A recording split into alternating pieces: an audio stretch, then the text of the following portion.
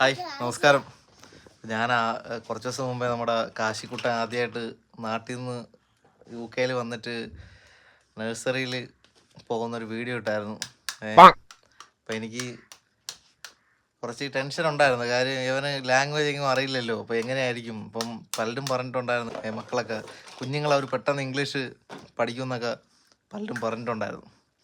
അപ്പം അങ്ങനെ വിട്ടിട്ട് ഇന്നിപ്പോൾ ഏകദേശം ഒരു 2-3 മാസം കഴിഞ്ഞ് അപ്പം ചെറുതായിട്ടൊക്കെ ഇംഗ്ലീഷ് സംസാരിച്ച് തുടങ്ങി. ചെറുതായിട്ടൊക്കെ ഭയങ്കര കോമഡി ആയിരിക്കും. വീട്ടിൽ ഇങ്ങനെയാണെന്നുണ്ടെങ്കിൽ മിക്കവാറും അവിടെ നഴ്സറിയിൽ പഠിപ്പിക്കുന്നവർ ചിരി ചാവും കേട്ടോ.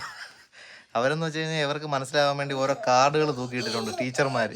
ആ കാർഡുകൾ കാണിക്കും, എന്താണ് ഫോട്ടോസ് ഉണ്ടാവും. ടോയ്ലറ്റിൽ പോകണമെങ്കിൽ ടോയ്ലറ്റിൻ്റെ ഫോട്ടോസ്, വെള്ളത്തിൻ്റെ ഫോട്ടോ. അപ്പോൾ ഈ ഇംഗ്ലീഷ് അറിഞ്ഞുകൂടാത്ത കുഞ്ഞുങ്ങൾക്ക് മനസ്സിലാവാൻ വേണ്ടിയിട്ടാണ് കേട്ടോ കാർഡുകൾ കാണിക്കും.